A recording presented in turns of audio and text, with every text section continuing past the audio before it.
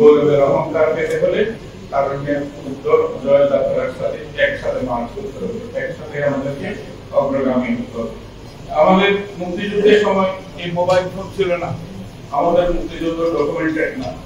আমরা প্রমাণ করতে পারবো না যে হ্যাঁ আমি এখানে যুদ্ধে ছিলাম। এখনকার যুদ্ধ কিন্তু সব ডকুমেন্টেড। দেওয়ালে দেওয়ালে গ্রাফিটি রেখে মুক্তির লড়াই করে স্বৈরাচারের বিরুদ্ধে লড়াই হয়, জগতে কি আর কেউ কখনো দেখে? সেই চেতনাবোধ অমোচনীয়।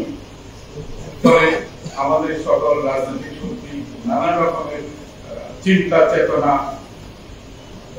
বহুমত ভিন্নমত এক টেবিলে বসে আগামী ভবিষ্যৎ রচনা করছে বাংলাদেশে।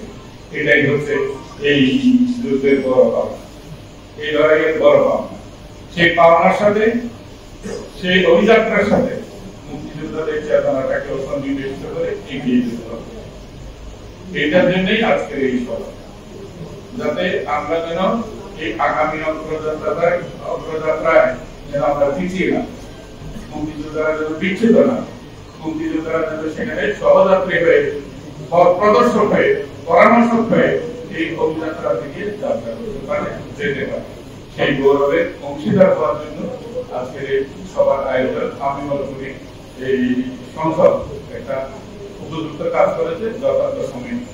আরো বেশি খুশি হতাম যদি আহত এবং নিহতদের পরিবাররাও এলেন, তাহলে আমাদের মধ্যে একটা সম্মিলন, আমরা নিজেরা এবং তাদের মধ্যে যারা বিভাজন সৃষ্টি করতে চায়, এটা আমাদের জন্য, ভবিষ্যতের জন্য, জাতির জন্য সঠিক নয়। আমরা এক এবং অভিন্ন। এই অভিযাত্রা আমরা সবসময় স্লোগান দিই, শহীদের রক্ত পরাভব মানে না। এই শহীদের রক্ত এই রাস্তায় যেটা ধরেছে 71 এরকমের রক্ত ধরেছে। এটি রক্তের ধারাটা বৈষম্য বঞ্চনা এবং নিপীড়িতদের বিরুদ্ধে এটা হলো মানুষের সহজাত লড়াই।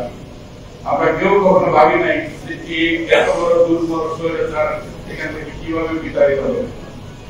কোন মানুষ কল্পনাও করে নাই, রাজনীতিবিদেরাও ভাবতে পারে, কিন্তু সেই ধরনের ঘটনা চোখের সামনে জীবদ্দশাই ঘটে। এটা মুক্তিযোদ্ধাদের জন্য একটা গৌরবের ব্যাপার, সকল মুক্তিযোদ্ধা, সত্যিকারের মুক্তিযোদ্ধা, কারণ এটা মুক্তির লড়াই। প্রতিবন্ধকতা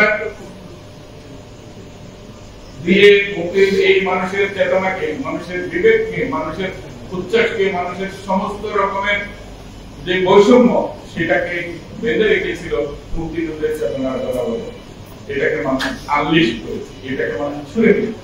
এখন নানান দিকে এই চিন্তা চেতনার ঘূর্ণি হয়ে যাচ্ছে, সমাজের মধ্যে নানা রকমের টার্ময়েল হচ্ছে, উত্তাল পতন হচ্ছে, বহু বিবাদ বিস্তৃত হচ্ছে, কিন্তু জাতি লক্ষ্য মানে যাচ্ছে। আমরা সামনে ভবিষ্যতের দিকে যাচ্ছি। এই দূষিত পানির ধারা প্রবাহিত হয়ে গেলে, নিঃশেষ হয়ে গেলে সুপেয় পানির ধারা প্রবাহিত হবে। আমরা জাতিগত হিসেবে ঐক্যবদ্ধভাবে সামনের দিকে এগিয়ে যেতে পারবো এবং আমরা সবাই এক সমৃদ্ধ জাতির গর্বিত উত্তরাধিকার হিসেবে, আমরা মুক্তিযোদ্ধা হিসেবে সমাজের সম্মান স্বরূপ গরিত হব। আর অত দরিদ্র, নিপীড়িত, নির্যাতিত, লাচার এর মধ্যে কোনো গৌরবের অহংকার নাই। গৌরবের অহংকার পেতে হলে তারুণ্যের উত্তর জয়যাত্রার সাথে একসাথে মার্চ করতে হবে, একসাথে আমাদেরকে অগ্রগামী হতে হবে। আমরা ভিন্ন মতের কারণে কারো শাস্তি চাই না, আমরা অপরাধীদের শাস্তি চাই। যারা অপরাধ করেছে তাদের জন্য ন্যায় বিচার করা। আমাদের আদালত আগে কেউ কখন দেখেছে আদালতে ক্যামেরা বসিয়ে সেই বিচার জনগণকে দেখানো হচ্ছে? সেটাও আমাদের দুঃসাহস। আমরা পৃথিবীকে দেখাচ্ছি যে ন্যায় বিচারও প্রতিষ্ঠা করা যায়। ফলে সব দিক থেকে আমাদের একটা শুভ অগ্রযাত্রা শুরু হয়েছে, হতাশ হওয়ার কোনো কারণ নেই। আপনারা সবাই সুস্থ থাকেন, ভালো থাকেন।